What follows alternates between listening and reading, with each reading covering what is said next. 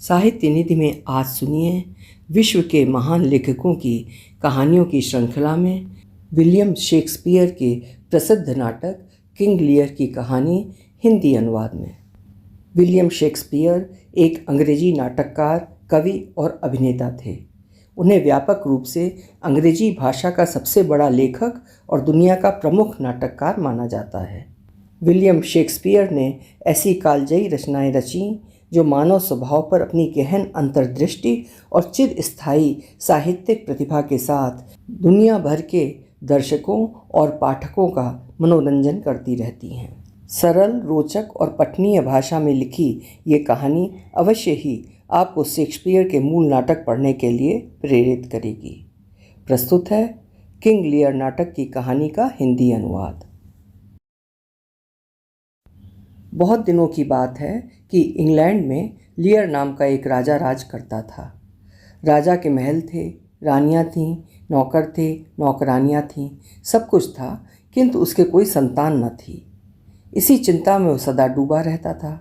ईश्वर की कृपा से ढलती आयु में उसके घर 3 लड़कियां हुईं। तीनों एक से एक बढ़कर रूपवती थीं। सबसे बड़ी का नाम गोनरिल, मझली का नाम रीगन और सबसे छोटी का नाम कॉर्डेलिया था। राजा सबको अपने पुत्रों के समान समझता और लाड़ प्यार से पालता था, किंतु कॉर्डेलिया को सबसे अधिक प्यार करता था।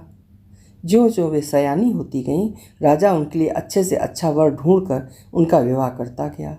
इस प्रकार गोनरिल का विवाह अल्बनी के राजकुमार के साथ और रीगन का विवाह कॉर्नवाल के सुंदर राजकुमार के साथ हो गया। अब केवल सबसे छोटी राजकुमारी कॉर्डेलिया कुंवारी रह गई। उसके विवाह के लिए भी दूर दूर से संदेश आते थे, किंतु फ्रांस के राजा और बरगंडी का राजकुमार ये दोनों तो उसे बहुत ही चाहते थे। ये दोनों ही अपनी आशाएं भरा आने तक किंग लियर के दरबार में ही रहने लगे थे। उधर किंग लियर बूढ़ा हो चला था। उसके नैन प्राण शिथिल हो चुके थे और राजकाज के कामों से उसका जी भर गया था। उसने सोचा, क्यों ना मैं राजपाट अपनी लड़कियों को सौंपकर जीवन की अंतिम घड़ियां शांति से बिताऊं। ये सोचकर उसने तीनों राजकुमारियों को अपने पास बुलाया और कहा, प्यारी बेटियों, तुम देख रही हो कि मैं अब बूढ़ा हो चुका हूँ। इन पसलियों में अब इतनी सामर्थ्य नहीं कि राजकाज का भार उठा सकें। इसलिए मैं चाहता हूँ कि ये भार तुम्हें सौंपकर मैं अपने परलोक की भी कुछ चिंता करूँ। किंतु राज्य का बंटवारा करने से पहले मैं तुम तीनों की जुबानी सुनना चाहता हूँ कि कौन मुझसे कितना प्यार करती है। उसी के अनुसार मैं राज्य के 3 हिस्से करके तुम्हें बांट देना चाहता हूँ। ये सुनकर सबसे पहले गोनरिल बोली, पिताजी, आप मुझे इतने प्यारे लगते हैं जितनी कि दुनिया की कोई भी वस्तु नहीं। राजकुमारी की ये बात सुनकर राजा बड़ा प्रसन्न हुआ और उसने उसी समय गोनरिल को राज्य का एक हिस्सा देकर रानी बना दिया। बात बनाने में मझली राजकुमारी अपनी बड़ी बहन से भी कहीं बढ़कर थी। उसने कहा, पिताजी, गोनरिल ने तो 2 अक्षरों में कहकर आपके प्रति अपना इतना प्यार प्रकट कर दिया है, किंतु मेरे हृदय में आपके प्रति इतना अधिक प्यार है कि यदि मैं जीवन भर भी बोलती रहूं तो भी उसे प्रकट न कर सकूं। आपके प्यार के अतिरिक्त मुझे संसार में कुछ सूझता ही नहीं। मैं आपका प्यार पाने के लिए अपना धन, मन और प्राण तक न्यौछावर कर सकती हूँ। रीगन की ये बात सुनकर राजा फूला न समाया और उसने पहले से भी अधिक प्रसन्न होकर राज्य का दूसरा हिस्सा रीगन को दे दिया। अब कॉर्डेलिया की बारी आई। वो राजा की सबसे लाडली बेटी थी, इसलिए राजा को विश्वास था कि वो अपनी बड़ी बहनों से भी बढ़कर प्यारी बातें कहेगी। कोई और समय होता तो राजा का संकेत पाते ही कॉर्डेलिया दौड़कर राजा के गले से लिपट जाती और घंटों मीठी मीठी बातें करती न थकती, किंतु अब उसके मुंह से एक शब्द भी कहना भारी हो गया था, क्योंकि जब उसने देखा कि राज्य पाने के लोभ से गोनरिल और रीगन ने आकाश पाताल की बातें जोड़ने में कोई कसर नहीं उठा रखी और भोला राजा उनकी बातों को भी सच्ची मानकर बैठा है, तो उसके सच्चे प्यार को बड़ी ठेस पहुंची। उसने अपने दिल की बात दिल में ही रखकर सीधे सीधे शब्दों में केवल इतना ही कहा, पिताजी, मैं आपके साथ केवल उतना प्यार करती हूँ जितना कि एक पुत्री को अपने पिता से करना चाहिए, न इससे अधिक न इससे कम। अपनी लाडली बेटी के मुंह से ऐसी हल्की बात सुनकर पहले तो राजा उसके मुंह की ओर देखता ही रह गया। फिर धीमे स्वर में बोला, कॉर्डेलिया, कहने से पहले एक बार फिर सोच लो। मैं तुम्हें अपनी अशुद्धि सुधारने का एक और अवसर देता हूँ। यह सुनकर कौडिल्या ने सिर झुकाकर बड़े मीठे स्वर में कहा, पिताजी, मैंने जो कुछ निवेदन किया है वो सोच समझकर किया है। जैसा मेरे दिल में था मैंने वैसा ही वाणी से कह दिया है। मैं नहीं चाहती कि मैं अपनी बहनों की तरह प्यार की झूठी शपथें उठाऊं और ऐसी बातें कहूं जिन्हें मैं निभा नहीं सकती। आप ही सोचिए कि क्या मेरी बहनों ने विवाह नहीं किया और क्या वे अपने पति और पुत्रों से भी प्यार नहीं करती? फिर भला किस मुंह से उन्होंने ये कह दिया कि वे आपके अतिरिक्त किसी और से प्यार करती ही नहीं? आखिर मेरा भी कभी विवाह होगा और मेरा पति भी मेरे प्यार का हिस्सेदार होगा। इसलिए मैंने ये कहा कि मैं आपसे उतना ही प्यार करती हूँ जितना कि एक पुत्री को अपने पिता से करना चाहिए। वैसे आप मेरे पिता हैं और मेरे जन्मदाता हैं। जिस लाड़ प्यार से आपने मुझे पाला पोसा और बड़ा किया उसे मैं जीवन भर नहीं भुला सकती। मैं अब तक आपकी लाडली रही हूँ। मैंने आपकी आज्ञा का एक शब्द भी कभी नहीं मोड़ा और सदा सच्चे दिल से आपको प्यार करती रही हूँ और आगे भी अंतिम क्षण तक करती रहूँगी। किंतु मुझसे ये ना होगा कि मैं अपने ही पिता के सामने प्यार के ढोंग रचकर उसे धोखा दूं। कौडिल्या की सादगी ने जलती आग में घी का काम किया। राजा का क्रोध और भी भड़क उठा और उसने आवेश में आकर उसी समय राज्य का तीसरा हिस्सा भी दोनों बड़ी राजकुमारियों में बांट दिया। बेचारी कौडिल्या बेकसूर ही पिस गई। उसे राज्य के हिस्से में से एक तिनका भी न मिला। राजा ने अपने निर्वाह के लिए दोनों राजकुमारियों के सामने ये शर्त रखी कि जब तक मैं जीवित हूँ अपने 100 अमीरों को साथी के रूप में अपने पास रखूँगा। मेरी और मेरे इन साथियों की सेवा करना तुम दोनों का कर्तव्य होगा। मैं 1 महीना बड़ी राजकुमारी और 1 महीना मंझली राजकुमारी के महल में रहा करूँगा। दोनों राजकुमारियों ने सिर झुकाकर राजा की इस आज्ञा को शिरोधार्य किया। राजा के दरबारी मन ही मन बड़बड़ाए। राजा की अकल भी सठिया गई है जो एक निरपराध राजकुमारी को इतना कठोर दंड दे रहा है। किंतु राजा के सामने मुंह खोलने का किसी को साहस न हुआ। सारे दरबार को चुप्पी साधे देखकर कांत से न रहा गया। वो राजा का सबसे बड़ा विश्वास पात्र सामंत था।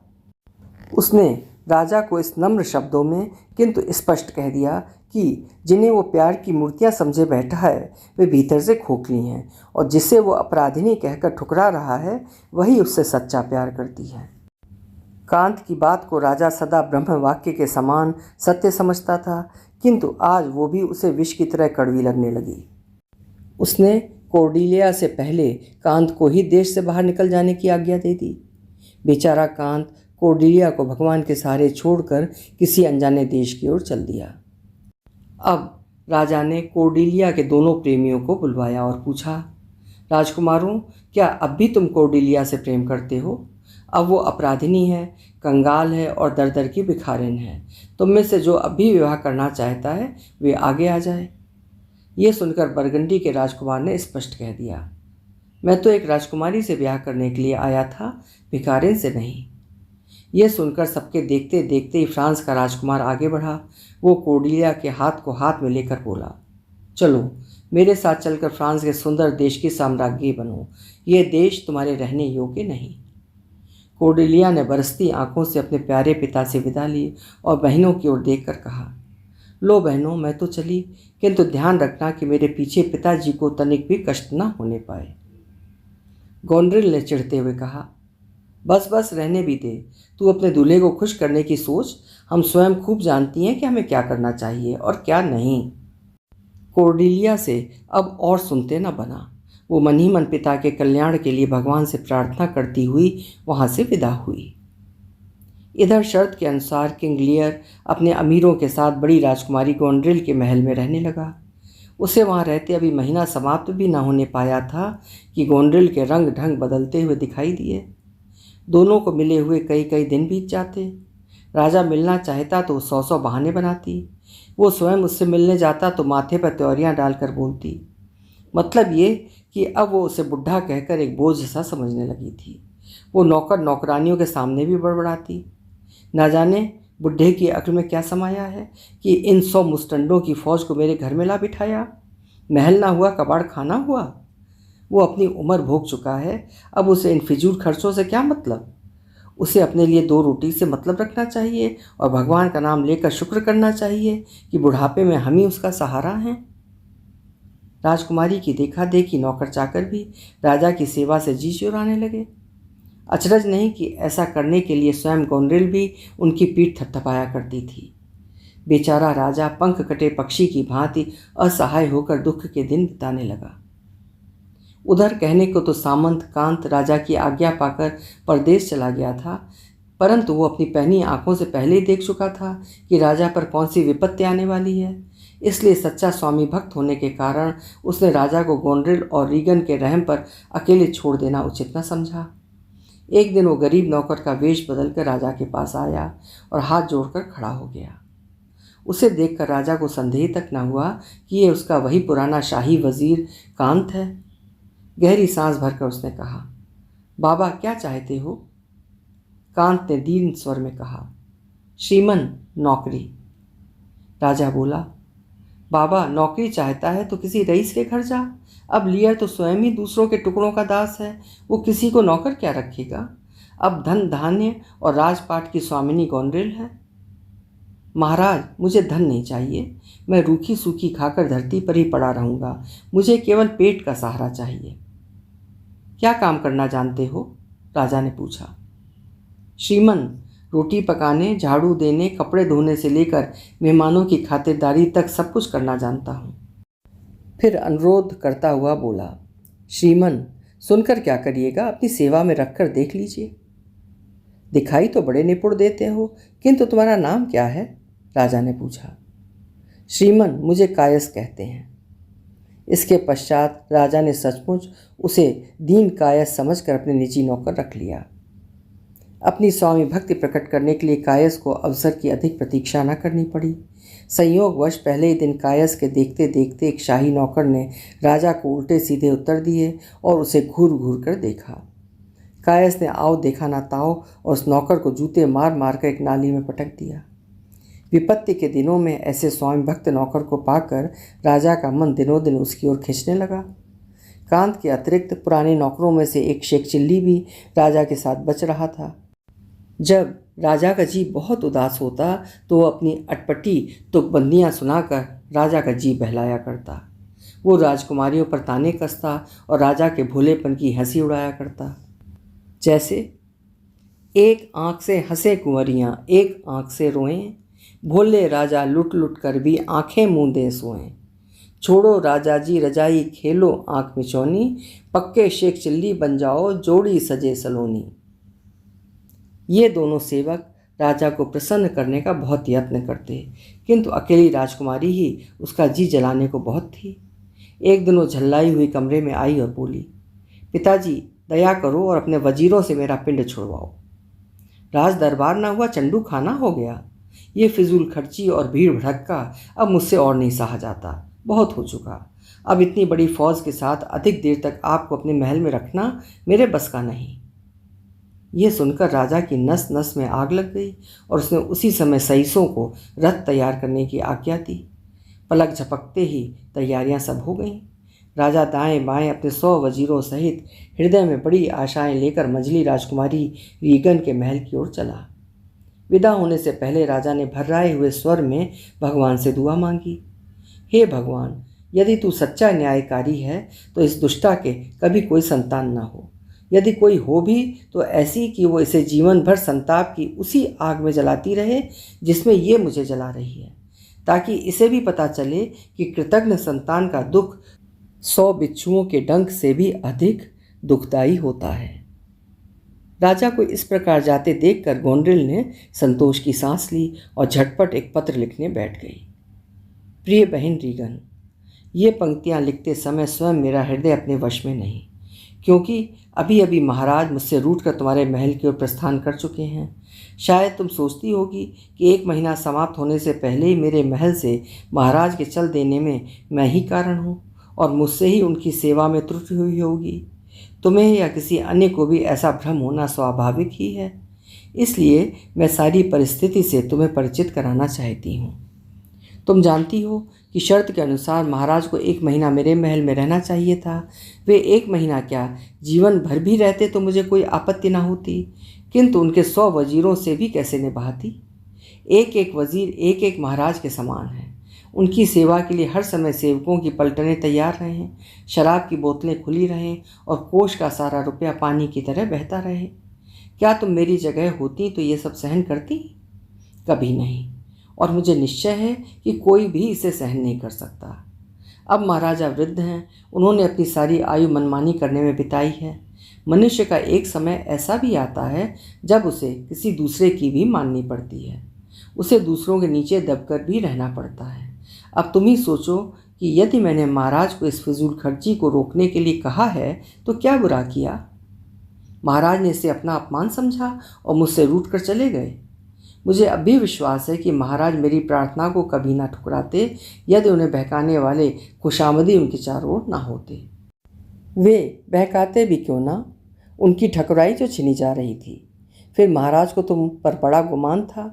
यदि उन्हें यह विश्वास होता कि एक जगह से ठुकराए जाने पर दूसरी जगह भी शिष्टाचार के बंधनों में बंधना ही पड़ेगा तो वे मुझे दुनिया की आंखों में कृतज्ञ बनाकर इस प्रकार न चले जाते। मैंने सारी परिस्थिति से तुम्हें परिचित करवा दिया। अब मेरी लाज और अपनी लाज तुम्हारे हाथ में है। मेरे अनुभवों से यदि तुम कुछ लाभ उठा सको तो मैं अपनी इस प्रेरणा को सार्थक मानूंगी। आगे तुम्हारी इच्छा। शेष सब बातें संदेश वाहक की जुबानी जान लेना। तुम्हारी हितैषणी बहन गोंड्रिल। इस पत्र को झटपट एक लिफाफे में बंद करके गोंड्रिल ने एक संदेश वाहक को बुलाकर कहा, जाओ घुड़साल में से तीव्र चलने वाला घोड़ा चुन लो और अभी जाकर ये पत्र राजकुमारी रीगन के पास पहुंचा आओ। महाराज के पहुंचने से पहले ही ये पत्र वहां पहुंच जाना चाहिए। जाओ, अब तनिक भी देरी मत करो। काम सिद्ध होने पर तुम्हें बहुत पुरस्कार देकर प्रसन्न करूंगी। संयोग की बात कि जिस समय गोंड्रिल का संदेशवाहक महल में पहुंचा, ठीक उसी समय महाराज लियर का पत्र लेकर कायस भी रीगन के महल में पहुंचा। इस पत्र में राजा ने रीगन को सूचित किया था कि वो उससे मिलने के लिए आ रहा है और वो स्वागत के लिए तैयार रहे। कायस को ये पहचानते देर न लगी कि वो वही नौकर था जिसे उसने एक बार राजा का अपमान करने के कारण नाली में पटका था। इस अवसर पर उसे वहाँ देखकर वो ये भी समझ गया कि वो किस विचार से वहाँ आया है। उसे देखते ही कायस की त्योरियाँ चढ़ गईं और उसने घूंसों तथा जूतों की मार से उसकी खूब मरम्मत की। जब ये समाचार रीगन के पास पहुँचा तो उसने कायस के हाथ पांव बंधवा कर उसे कटघरे में बंदी बना दिया। इतने में राजा की सवारी भी वहाँ आ पहुँची। आंगन में पांव रखते ही राजा ने सबसे पहला दृश्य जो देखा वो अपने प्रिय सेवक के हाथ पांवों में बेड़ियाँ जकड़ी देखी। उसके लिए पहला अपशकुन था। कहाँ तो वो भारी स्वागत की आशा में यहाँ आया था और कहाँ द्वार पर एक नौकर को भी न पाया। परिस्थिति को भांपते राजा को देर न लगी। फिर भी उसने साहस करके द्वारपाल से पूछा, राजकुमारी कहाँ हैं? उत्तर मिला कि इस समय राजकुमारी अपने शयन गृह में विश्राम कर रही हैं और प्रातःकाल से पहले न मिल सकेंगी। ये सुनकर क्रोध के मारे राजा की आंखों से चिंगारियां निकलने लगीं और उसने होंठ फड़फड़ाते हुए कहा, इतनी निर्लज्जता! जिस पिता ने अपने सिर का मुकुट उतारकर तुम्हारे माथे पर रखा उसी के प्रति इतना तिरस्कार, ऐसी पुत्रियों के। अभी ये शब्द राजा के मुंह में ही थे कि उसकी दृष्टि प्रवेश द्वार पर पड़ी और क्या देखता है कि स्वयं गोंड्रिल आंगन का फाटक पार करके रीगन के महल की ओर तेजी से बढ़ी जा रही है। उसे देखकर राजा काठ के पुतले की तरह वहीं का वहीं खड़ा रह गया।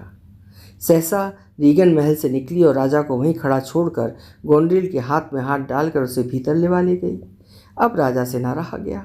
उसके मुंह से निकल पड़ा, गोंड्रिल, क्या मेरी सफ़ेद दाढ़ी और बुढ़ापे का भी तुझे कुछ लिहाज नहीं? ओह, तू यहाँ भी? रीगन नागिन की तरह तड़प कर पीछे की ओर घूमी और राजा की बात समाप्त होने से पहले ही बोली, उसे आपका लिहाज है और सदा वो करे भी, किंतु एक शर्त पर। पहले आप अपनी मनमानी के लिए उससे क्षमा मांगें और भविष्य में इसकी आज्ञा में रहने की प्रतीक्षा करें। अब वो मालिक है, मल्लिका है और आपकी संरक्षिका है। यदि उसकी आज्ञा में रहना आपको स्वीकार हो तो आप अब भी उसके साथ उसके महल में लौट जाइए, इससे उसे कोई आपत्ति ना होगी। राजा ने कातर दृष्टि अपने जर्जर शरीर पर डाली और दूसरी रीगन के गर्वोन्मत्त मस्तक की ओर और कुछ सहमे स्वर में बोला, और यदि मैं गोंड्रिल के पास ना रहकर तुम्हारे पास रहना चाहूँ तो? रीगन के पास मानो उत्तर पहले से ही गढ़ा हुआ तैयार था। वो तुरंत बोली, तो आपको मेरी आज्ञा में रहना होगा और उसी शर्त पर। ये सुनकर राजा की आंखों के सामने अंधेरा छा गया और वो गिरते गिरते बचा। अब उसे कौडिल्या की याद आई और वो पागलों की तरह आकाश की ओर देखकर बड़बड़ाने लगा, कौडिल्या, मेरी लाडली कौडिल्या। ना ना, वो मुझे क्षमा ना करेगी। मैंने उसके सरल स्नेह को ना पहचाना। मैंने उसके कोमल हृदय को खुशामद के पांवों तले रौंद डाला। तब मैंने तनिक ना सोचा कि वो मुझे कितना चाहती है।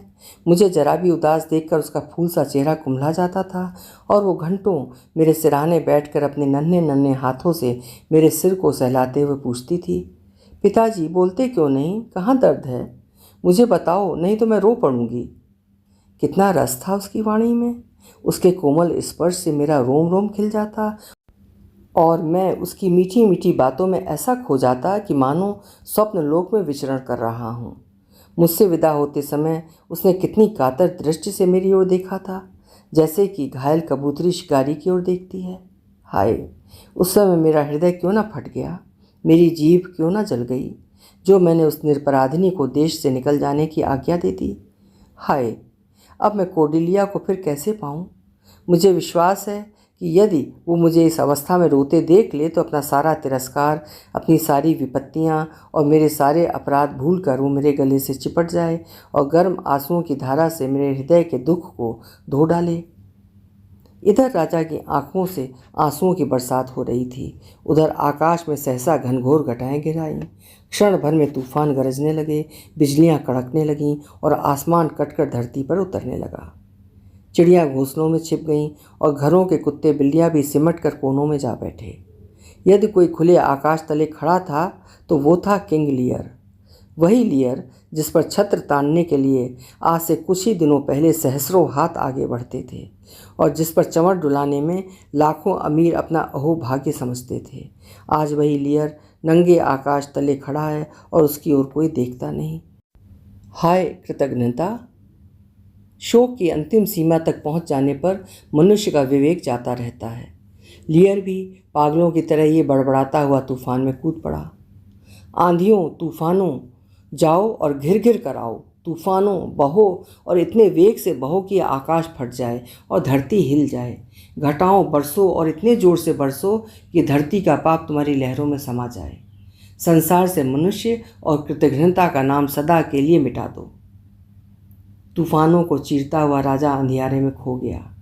महाराज महाराज चिल्लाते हुए कायस और शेख चिल्ली उसके पीछे भागे। राजा झाड़ झंकाड़ों पत्थर चट्टानों को लांघता हुआ बीहड़ जंगल में जा रहा था कि सहसा कायस ने पीछे से पहुंचकर उसके कंधे पर हाथ रखा और बड़ी कठिनाई से उसे एक गुफा की ओट में चलने के लिए राजी किया। जो ही शेख चिल्ली ने पहले गुफा में झांका तो भूत भूत कहकर पीछे की ओर भागा। वास्तव में वो भूत नहीं था, अपितु कोई किस्मत का मारा आंधी से बचने के लिए इस गुफा में जा छुपा था। शायद कोई फकीर मस्ताना या पागल। उसका पेट सिकुड़कर पीठ से जा लगा था और उसके मुंह पर मुर्दानगी की छाया तनी हुई थी। तन ढकने के लिए सिवाय एक चिथड़े के उसके पास एक कपड़ा तक नहीं था। राजा ने उसकी दयनीय दशा देखकर हाथ पसार कर उस फकीर को गले से लगाने का प्रयत्न किया और कहा, दिखता है तुम किसी की कृतज्ञता के शिकार हुए हो, नहीं तो कृतज्ञ की चोट खाए बिना कोई भी व्यक्ति इस हीन दशा को प्राप्त नहीं हो सकता। ये बात सुनकर कायस को समझने में देर न लगी कि राजकुमारियों के दुर्व्यवहार ने राजा को पागल बना दिया है।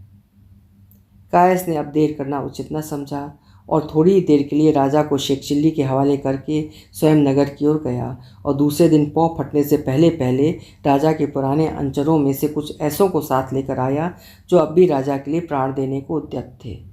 उसी जंगल में डोबर नाम का एक पुराना किला था। उन अंचरों के साथ कायस ने राजा को उसी किले में पहुंचा दिया और उसकी सेवा शुश्रूषा का भार उन्हीं लोगों पर छोड़कर स्वयं जल्दी से जल्दी कौडिल्या के पास फ्रांस जा पहुंचा। वहां जाकर उसने कौडिल्या को राजा की सारी राम कहानी कह सुनाई। राजा की इस दुर्वस्था को सुनकर उसकी आंखों से टप टप आंसू गिरने लगे। उसने अपने पति की अनुमति से उसी समय एक बड़ी सी सेना तैयार की और उन कृतज्ञ राजकुमारियों के दमन के लिए इंग्लैंड की ओर रवाना हो गई। उधर कायस जिन संरक्षकों को राजा की देखभाल का काम सौंपाया था, उनकी आंख बचाकर राजा किसी प्रकार किले से भाग निकला।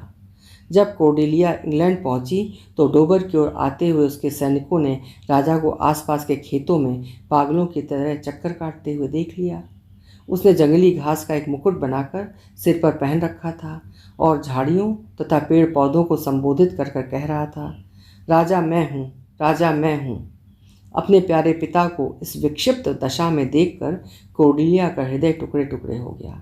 उसने अपने वैद्यों को बुलाकर कहा, है कोई तुम में ऐसा जो एक बार, केवल एक बार मेरे पिता को इतना होश में लाए कि वो मुझे पहचान ले? इस उपकार के लिए मैं तुम्हें सारे आभूषण और हीरे जवाहरात देने को तैयार हूँ। वैद्यों ने अपनी सारी हिकमत और सारी योग्यता राजा के उपचार में लगा दी। कॉर्डेलिया की सहानुभूति ने औषधि से भी बढ़कर काम किया। उसका प्रेमपूर्ण व्यवहार पाकर राजा का विवेक फिर से लौट आया और तब कॉर्डेलिया उससे मिलने के लिए गई। पिता और पुत्री का ये मिलाप देखने योग्य था। राजकुमारी पिता की गोदी से लिपटी बार बार उसे आश्वासन देने का प्रयत्न कर रही थी और राजा अपनी आंसुओं की धारा से उसे नहला सा रहा था। जिसने इस दृश्य को देखा उसी की आंखें डबडबाईं। इधर से दो पवित्र हृदय एक दूसरे पर न्यौछावर हो जाने को तैयार थे। उधर इंग्लैंड के दरबार में एक नया ही कांड उपस्थित हो रहा था। इंग्लैंड के एक पड़ोसी राज्य में एक बड़ा विलासी वजीर रहता था जिसका नाम था एडमंड। वो जितना ही रूपवान था, स्वभाव से उतना ही कुटिल भी था।